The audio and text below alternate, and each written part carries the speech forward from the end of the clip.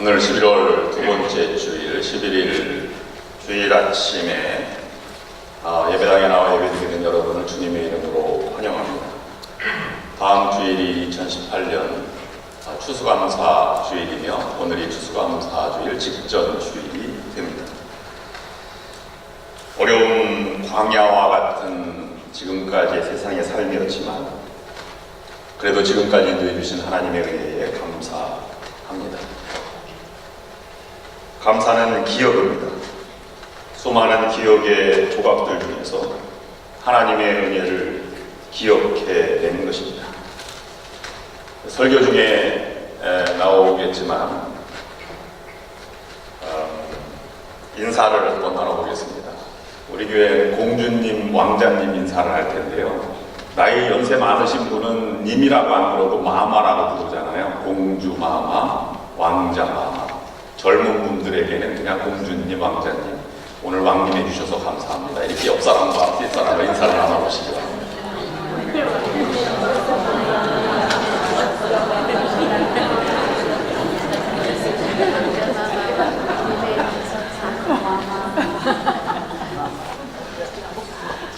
네, 그동안 10석주를 광야에 관한 연속 설교 시리즈를 했습니다. 오늘이 마지막입니다. 백합화입니다. 이번 광야 설교 시리즈를 통해서 우리가 많은 것을 깨닫고 배우고 묵상하였습니다.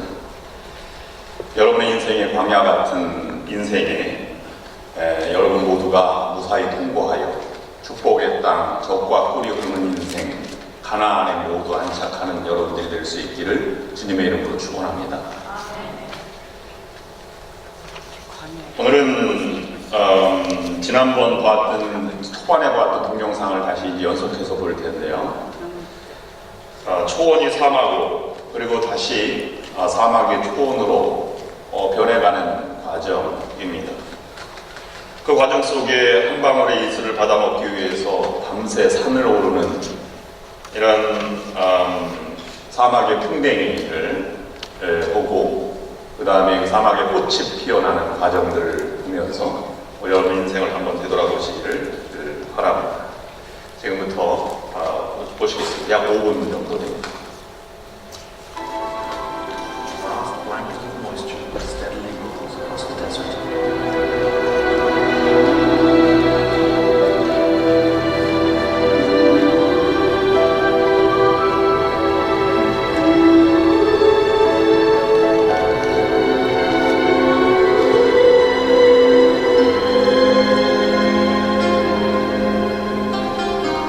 This veil of mist is the saving grace of the Nile.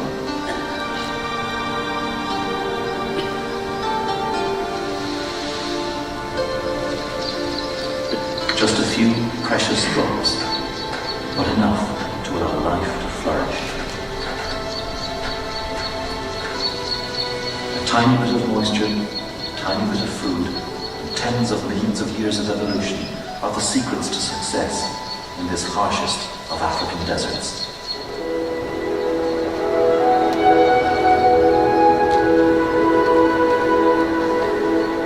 Where else but the Namib would an ingenious little beetle stagger up the highest dunes on cold mornings, put its back to the breeze, and then stand on its head to collect a life-giving drink?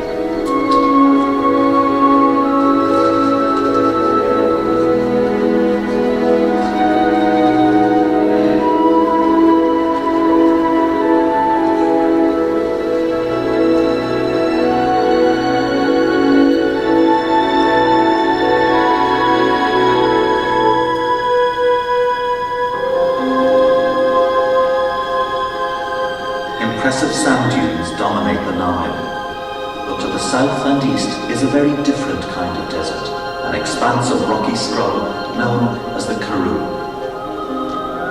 This desert is as old as the Namib, but here it is mainly rain, not fog, that drives life.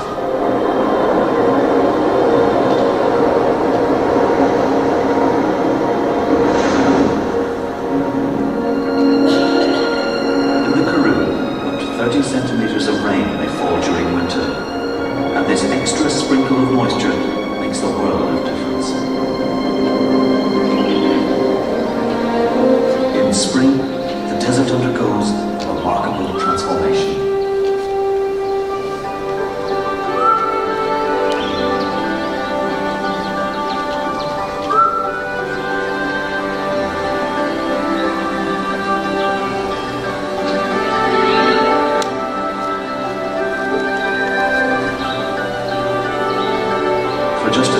weeks a year, the flowers of over 3,000 different plant species turn this desert into the Garden of Africa.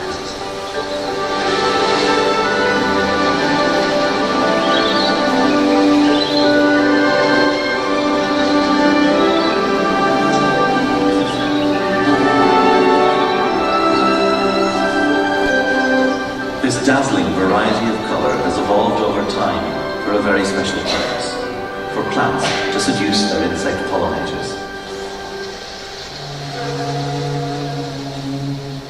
Some extraordinary relationships have been forged.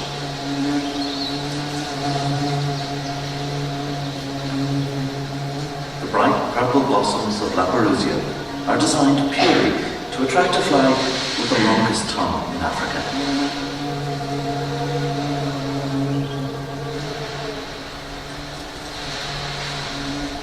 As the fly probes for a sip of nectar in the long floral tubes, pollen is dabbed onto its forehead.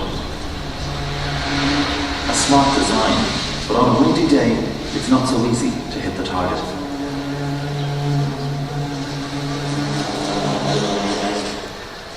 Diacia flowers use not nectar, but nutritious oils secreted by glands at the tips of their floral tubes to tempt pollinators.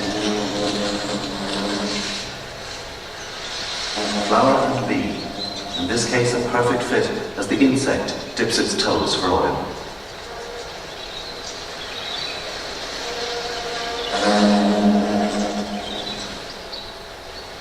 Ignited by the rain, the flowering of the karoo touches the lives of all its inhabitants. Brants, whistling rats are quick to harvest the blossoms around their burrows.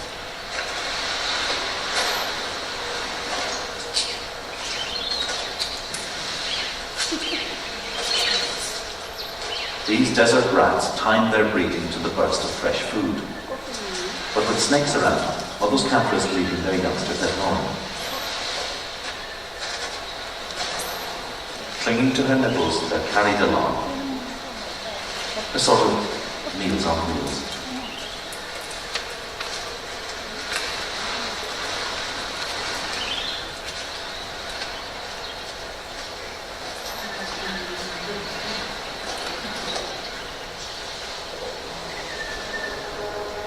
Within a month, the spring blooms are finished.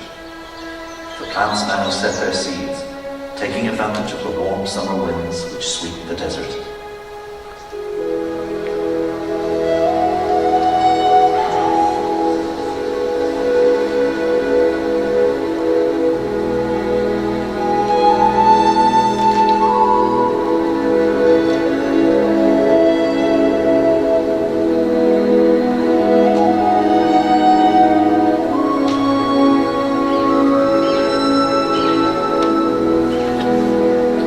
For a while, the karoo just glows.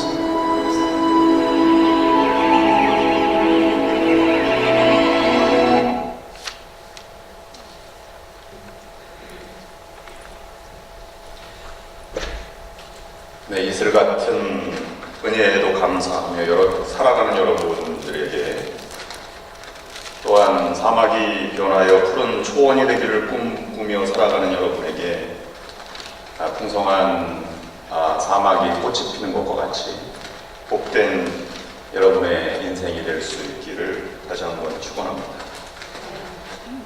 본래 우리의 고향은 에덴 동산입니다. 즉 하나님의 창조물이요 그 중에 걸작품이 우리입니다. 그러나 타락한 이후에 우리의 인생은 고생과 땀이 있는 인생을 살아야만 했습니다. 그러나 주님의 보혈의 은혜로 하나님의 자녀 또 공주와 왕자가 되도록 우리를 삼아주셨습니다. 하나님이 하늘문을 여시고 축복의 비 또 은혜의 비를 내려주시면 우리 인생도 달라지게 될 것입니다. 사막이 본래부터 사막이었던 것은 아니라고 합니다. 지금 대부분의 사막은 바다이거나 아니면 평지였다고 합니다.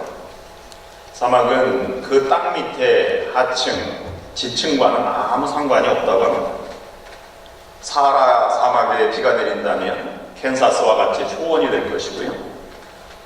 캔사스와 같은 초원이 비가 몇 년, 몇십 년, 몇백 년 내리지 않으면 사막이 될 것입니다. 사막에는 비가 절대 오지 않는 것은 아닙니다. 비가 오긴 옵니다. 하나 절대 부족하기 때문에 사막이 되는 것이죠. 어떤 경우에는 15년 또는 20년 만에 비가 내리는 사막도 있다고 합니다. 지구상에서 가장 아름다운 사막이라 그렇게 불리우는 것은 요르단의 와디럼이라는 사막입니다. 산 전체가 붉은 모양을 하고 있기 때문에 성경에서는 그것을 에돔이라고 불렀고, 에돔 속에 사는 것 또는 출애굽한 백성들이 그 와디럼에 들려가기도 하였습니다.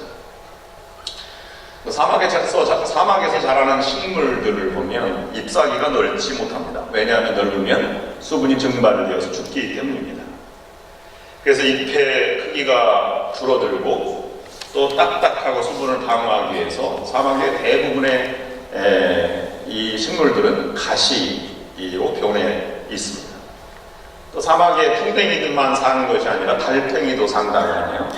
5년 또 10년의 비가 내리면 그 달팽이가 살아나서 또 한 해의 생명을 이어간다고 합니다. 몇 년씩 비 오기만을 기다리는 것입니다. 이집트 나일강 주변에 있는 피라미드에서 나일강만 빼고 이집트는 다 사막인데요. 거기에 보면 파라오들이 사냥하는 장면이 벽화가 그려져 있는 것을 보면 옛날에는 거기가 숲이 우거졌다는 증거가 된다고 합니다. 또 사하라 사막에도 사냥하는 벽화가 발견된 것을 보면 그것이 본래부터 사막이 아니었음을 반증해주고 있습니다. 하나님이 비를 내리시면 초원이 되는 것이고요. 하나님이 비를 내려주지 않으면 사막이 되는 것입니다. 지금 지구는 많은 부분이 몽골이라든지 중국 같은 데가 고비 사막이 점점 확대되는 것 때문에 많이 사막화 때문에 염려를 많이 하고 있습니다. 또 그보다 더 넓은 넓이 아프리카 지역에는 사막이 초원으로 변하고 있다고도 합니다. 성경에도 이런 예언들이 많이 등장합니다. 이사야서 51장 3절 말씀에 보면 이렇게 기록하고 있습니다. 나 여호와가 시온의 모든 황폐한 곳들을 위로하여 그 사막을 에덴 같게 그 광야를 여호와의 동산 같게 하였나니 그 가운데 기뻐함과 즐거워함과 감사함과 창화하는 소리가 있으리라. 또 이사야서 35장 6절 말씀에도 비슷한 말씀이 나옵니다. 그때 저는 자는 사슴같이 뛸 것이며 말 못하는 자의 혀는 노래하리니 이는 광야에서 물이 솟겠고 사막에서 시내가 흐를 것이다. 우리의 인생도 마찬가지입니다. 지금 풍요로운 가나안에 살고 있다 할지라도 하나님이 하늘의 문을 닫으시고 비를 내려주시지 않으면 은혜를 거두어가시면 광야와 같은 삶이 되는 것입니다. 반대로 지금 광야같이 처절한 삶을 산다고 할지라도 하나님의 은혜와 축복의 단비를 내려주시면 우리 인생은 초원으로 변하게 될 것입니다. 어떻게 광야 같은 인생이 초원으로 변할까요? 오늘 본문 말씀을 통해서 4가지 교훈을 묵상하려고 합니다. 첫 번째, 뒤를 절대 돌아보지 말라는 것입니다. 여러분 인생 중에 가장 좋은 시절이 지나갔다고 생각하십니까? 앞으로 온다고 생각하십니까? 여러분의 인생에 가장 행복하고 복된 시간은 결코 지나가지 않았습니다. 앞으로 다가옵니다. 나는 젊었을 때 참 행복하고 좋았는데 라고 말하는 분들도 계십니다. 아닙니다. 그때도 힘들었고 처절했습니다. 그러나 앞으로 더 행복하고 좋은 복된 시간은 다가올 것입니다. 아직 그 시절은 다가오지 않았습니다. 그래서 그것을 기대하며 준비하며 살아가는 것이 우리 인생이 되어야 합니다. 천국에 들어갈 때 주님께서 두 팔 벌려 우리를 영접해 주실 때 가장 좋은 영생의 삶이 시작되는 것입니다. 원망하는 사람들의 공통점이 있습니다. 그것은 과거에 집착한다는 사실입니다. 과거에 좋았던 시절을 과장하거나 미워합니다. 이스라엘 백성들의 광야의 삶을 되돌아보면 이렇게 기록하고 있습니다. 우리가 이집트에서 가마솥에서 고깃국을 끓여 먹던 시절이 그립구나. 우리가 이집트에서 오이 먹고 상추 먹고 하던 때가 그립구나. 성경에서 이스라엘 백성들이 불평하며 하는 말을 이렇게 기록하고 있습니다. 누가 들으면 애굽에서 왕궁에서 살다 온 사람인 것 같이 이렇게 들릴 수도 있습니다. 그러나 그때 그들은 노예였다는 사실입니다. 나쁜 것을 생각하지 않고 좋은 것만 생각하면서 그때가 좋았다, 지금은 뭔가 라고 불평하는 것입니다. 이스라엘 백성들은 참고 견디면 가나안 땅에 들어갈 수 있는데 가나안을 바라보지 않고 과거 이집트를 바라보며 불평하고 있는 것입니다. 그리고 현재의 문제를 과장하고 뻥튀기 하면서 불평하는 것이죠. 여러분, 이 둘을 비교하니까 당연히 과거가 더 좋게 보이는 것뿐입니다. 전에 지금보다 더 어려웠다고 생각해 봅시다. 그러면 지금은 약간 힘들어도 지금이 더 행복하고 감사한 삶을 살아간다고 생각할 것입니다. 지금이 그때만큼 못하니까 불평, 불만, 원망이 생기는 것입니다. 여러분, 광야가 아무리 힘들고 어려웠다고 하더라도요, 이집트에서 이스라엘 백성들이 사는 것만큼 어려웠겠습니까? 노예였지요. 아들을 낳으면 죽여야만 했습니다. 사람의 목숨이 파리 목숨보다 못한 삶을 살아가는 그들이 행복했다고 말할 수 있는 자격이 있습니다.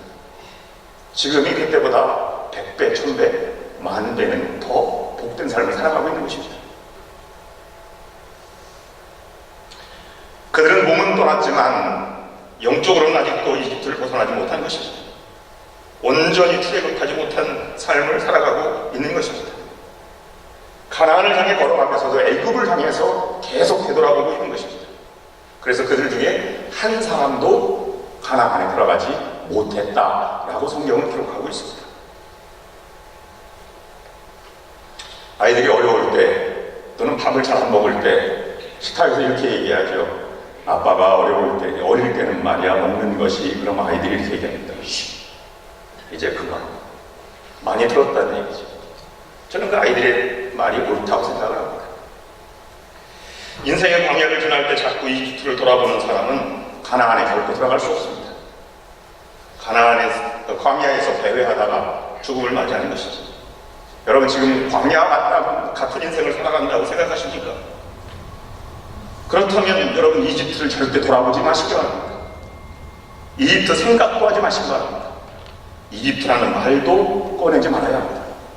그래야 이 광야를 통과하여 가나안에 이룰 수 있는 것입니다.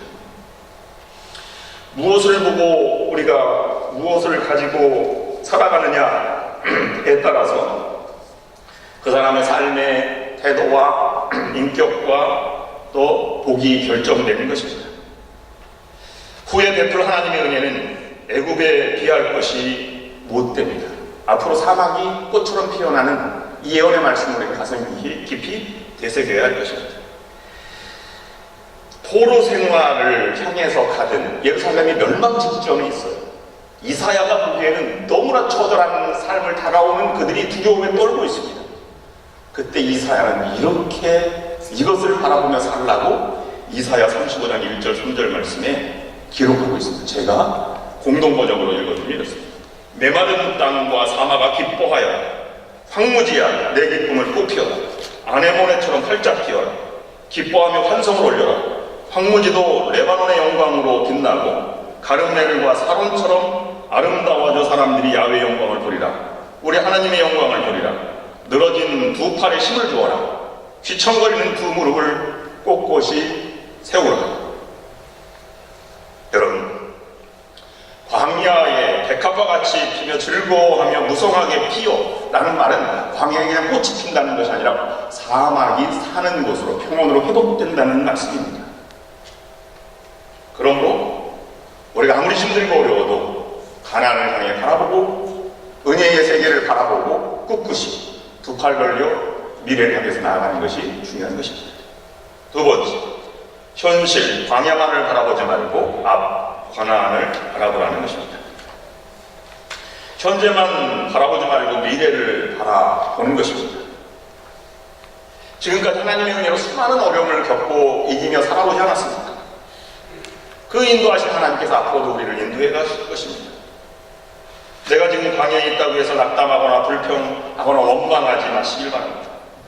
하나님께서는 우리를 광야에 갖다 놓으신 것이 여기에 살라고 갖다 놓은 것이 아닙니다. 지나가도록 하는 광야는 길뿐인 것입니다. 광야는 통과하는 것이지 살 것이 아닙니다. 우리의 목적지는 광야가 아니라 약속의 땅 가나안입니다. 왜 불평과 원망을 하게 됩니까? 가나안을 바라보지 못하고 지금 광야를 바라보니까 그런 것입니다. 가나안을 바라보신다면 소망이 있습니다.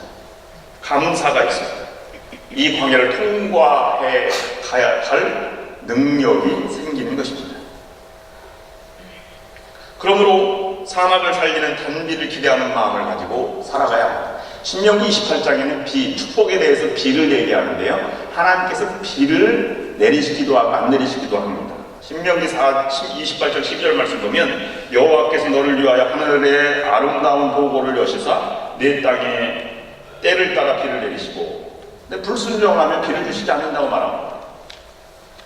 28장 23, 24절 말씀을 보면 내 머리 위에 하늘은 노시 되고 내 아래의 땅은 철이 될 것이며 여호와께서 비 대신에 티끌과 모래를 내 땅에 내리시리니. 구약에서는 하나님의 백성을 징계하는 게 세 가지가 있는데요. 하나는 전쟁, 두 번째는 전염병, 세 번째는 비입니다. 기근이지요. 그래서 에스겔 선지자는 환상 속에 얘기하기를 34장 26절 말씀에 내가 그들에게 복을 내리고 내 산 지방 사방에서 내 산 사방에서 복을 내리며 때를 따라 소낙비를 내리되 복된 소낙비를 내리리라. 그냥 비를 복이라고 얘기했습니다. Shower of blessing. 복을 소낙비처럼 부어준다는 것이 아닙니다. 비 자체가 복이라는 것이죠. 그래서 이 유대 사람들은 비가 내리면 우산을 쓰지 않습니다. 왜냐하면 하나님의 복이라고 생각하기 때문입니다. 하나님이 우리에게 하늘문을 닫아버리시면 인생도 사막과 같이 되는 것은 당연한 것입니다. 메마르고 고달프게 됩니다. 그러나 하나님은 반드시 하나님을 기대하고 살아가는 자, 하나님을 바라보는 자에게 하나님께서는 비를 내려주시고 은혜를 부어주시는 것입니다. 에스겔서 47장 8절 9절 말씀을 보면 이렇게 기록하고 있습니다. 이 흘러내리는 물로 그 바다에 물이 되살아나리라. 이 강물이 이르는 곳마다 번성하는 모든 생물이 살고 또 고기가 심이 많으니 이 물이 흘러들어가므로 바닷물이 되살아나겠고 이 강이 이르는 각처의 모든 것이 살 것이다. 축복의 대표적인 이 샘물을 이렇게 에스겔은 환상을 통해서 말씀하고 있습니다. 하나님의 전으로 들어온 문을 통해서, 하나님이 들어오신 동문을 통해서, 하나님의 영광이 가득한 성전에서 흐르는 물, 그것을 통해서 사막이 되살아날 것이라고 하는 것입니다. 세 번째로 아래 광야만 보지 말고 위 하나님을 바라보라는 것입니다. 여러분, 문제를 만났을 때, 어려움을 만났을 때 어려움 자체가 보이면 믿음의 사람이 아닙니다. 어려움을 해결할 하나님이 보일 수 있어야 합니다. 문제의 해답을 찾아나가는 사람이 되어야 하는 것입니다. 사방으로 우겨쌈을 당하여도 쌓이지 아니하고 라는 바울의 고백을 우리가 다시 묵상해야만 합니다. 이스라엘 백성들은 곳곳에서 어려움을 만날 때 하나님을 바라보지 못했습니다. 홍해를 앞두고 홍해를 바라보았지만 홍해를 가를 하나님을 그들은 바라보지 못했습니다. 물이 목마르라 할 때 목마름은 보았지만 바위에서 샘물이 솟아날 것이라는 하나님을 바라보지 못했습니다. 음식이 떨어졌을 때 만나 배고픔을 보았지만 만나를 내려주시는 하나님을 그들은 바라보지 못했습니다. 그들 광야에 사는 네피림 족속은 보았지만 그 가나안 땅에 네피림 족속은 보았지만 그 땅이 그들에게 들어갈 땅이라고 하는 하나님 들어가게 하실 것이라는 것을 바라보지 못했습니다. 그래서 불평과 원망이 끝나지 않은 것입니다.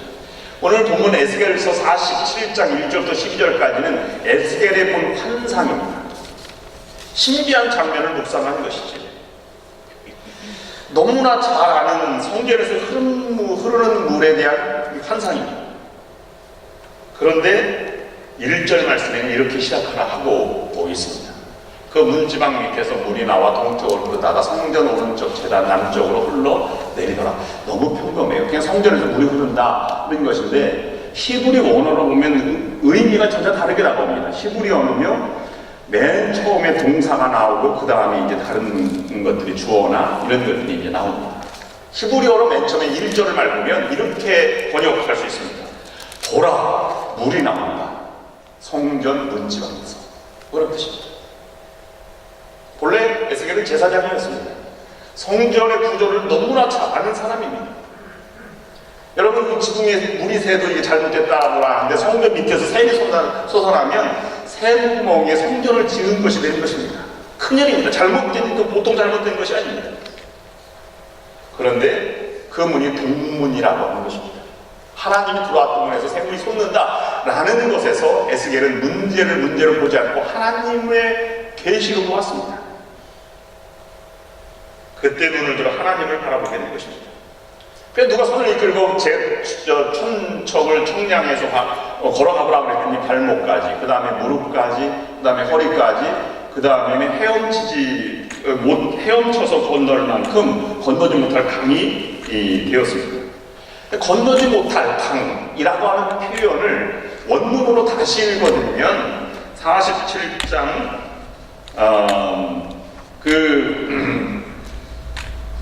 마지막 부분, 나온 부분에 보면 이런 것입니다. 보라, 내가 건너지 못할 강. 왜냐하면 그 물이 깊다. 헤엄칠 만한 물, 건너지 못할 강이라는 것입니다.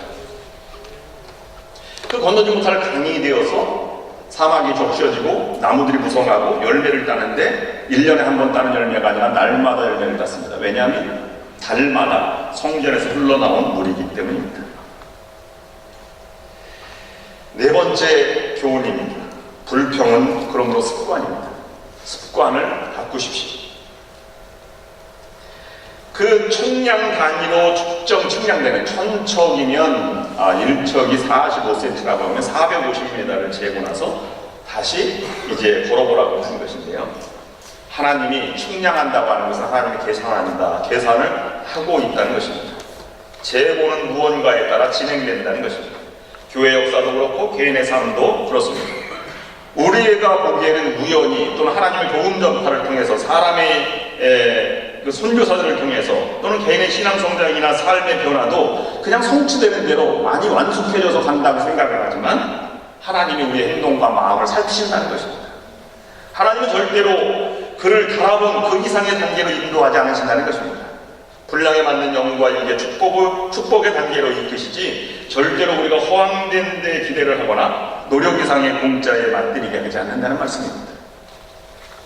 발목에 찰랑거릴 정도의 신앙이라면 자기가 걸어갈 수 있죠. 그래서 들락날락 할 수도 있습니다. 세상과 교회를 넘나드는 자유분방한 신앙이라고 볼 수 있습니다. 그런데 점점 깊어져서 허리까지 차고 이제는 건너지 못할 강이 되었어요. 이 물이라고 하는 것은 하나님의 은혜를 얘기하는 것 아니겠습니까? 그 은혜 속에 잠겨야 하는 것입니다. 그래서 성장하고 하나님의 은혜가 크면 클수록 내 삶의 자유의지나 내 삶의 불평과 불만은 화근이 된다는 것입니다. 자유롭고 시적고 다니던 삶에서 낭패를 본 일들에 대해서 말씀하고 있는 것입니다. 하나님이 우리를 자유롭게 살아갈 영혼을 창조해놓고 왜 이제 와서 매일매일 하나님을 의지하고 영향 아래 살라고 하시겠는가 하는 것입니다. 우리는 타락한 본성을 가지고 있기 때문입니다. 그냥 놔두면 하나님의 은혜를 알지 못하기 때문입니다. 그래서 헤엄치어야 건널 그런 생명의 강에서 하나님의 은혜에 젖어 들어가 내 자아는 사라지고 하나님의 은혜만 남을 때 우리는 열매를 맺을 수 있다고 하는 것을 우리에게 보여주는 것입니다. 사막에서 이스라엘 백성들은 그저 하나님을 원망했어요. 그래서 모세가 그걸 가지고 기도를 하죠. 하나님이 들어주시고 문제를 해결해 주십니다. 다시 원망을 하고 불평을 하고 원망을 하고 기도하고 해결해 주시고 하는 것입니다. 여러분 사막의 광야를 지날 때 이스라엘 백성들이 지은 죄가요 불평과 원망 말고 다른 죄는 거의 나오지 않습니다. 십계명에 나와 있는 아내를 범한다, 간음하다, 살인한다, 안식일을 범한다, 우상을 숭배한다. 물론 아론의 금송아지가 우상 숭배라고 하지만 불평의 도구로 쓰는 것이지 그것이 우상까지는 하지 않았습니다. 오로지 한 가지를 얘기하고 있는데 그들의 불평과 원망을 계속해서 나오는 것입니다. 언제나 불평, 불만, 원망이 몸에 배어든 것입니다. 그들의 습관을 바꾸어야 했습니다. 여러분 불평하고 원망하는 만큼 여러분의 광야에서 머무는 시간이 길어진다는 사실을 명심해야 할 것입니다. 여러분의 불평을 기도로 바꾸십시오. 다니엘서를 보면 기도하는 사람은 사자굴 속에 던져질 것이라고 하는 어명을 내리지 않습니다. 그때 다니엘이 어떻게 했습니까? 10절 말씀이고 6장 10절 말씀 보면 이렇게 기록하고 있습니다. 다니엘이 이 조소의 왕의 도장을 지킨 것을 알고도 자기 집에 들어가서는 밑방에 올라가 예루살렘으로 향한 성 창문을 열고 전에 하던 대로 하루 3번씩 무릎 꿇고 기도하더라. 여기까지 우리가 다 아는 얘기입니다.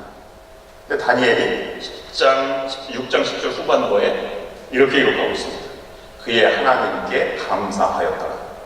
지금 감사할 상황입니다. 잘못하면 사자밥이 될 처지에 있는데 말입니다. 그런데 그는 무릎을 꿇었습니다. 그리고 하나님을 바라보았습니다. 감사가, 기도가 습관이 된 것이죠. 결론입니다. 우리 인생에도 사막으로 가는 길과 가나안으로 가는 두 길 가운데 우리는 지금 살아가고 있습니다. 우리는 하나님의 복을 받지 못하면 사막과 같이 황폐한 삶을 살 수밖에 없게 될 것입니다. 그러나 사막에도 꽃이 피고 비가 내리면 꽃이 피고 열매를 맺습니다. 하나님의 축복의 비를 내려주시면 우리의 광야에도 꽃이 만발하게 될 것입니다. 하나님의 축복의 비를 내려주시면 우리의 흉년은 끝나고 풍년의 삶을 살아가게 될 것입니다. 그런 여기 모인 여러분 모두가 될 수 있기를 주님의 이름으로 축원합니다. 기도하겠습니다. 우리의 인생의 광야에 하나님의 은혜의 단비로 꽃이 피어나게 하여 주옵소서. 그리고 하나님의 은혜의 강물이 되어 우리의 삶이 푸른 초원으로 변하게 하여 주시옵소서. 예수 그리스도의 이름으로 기도드리옵나이다. 아멘.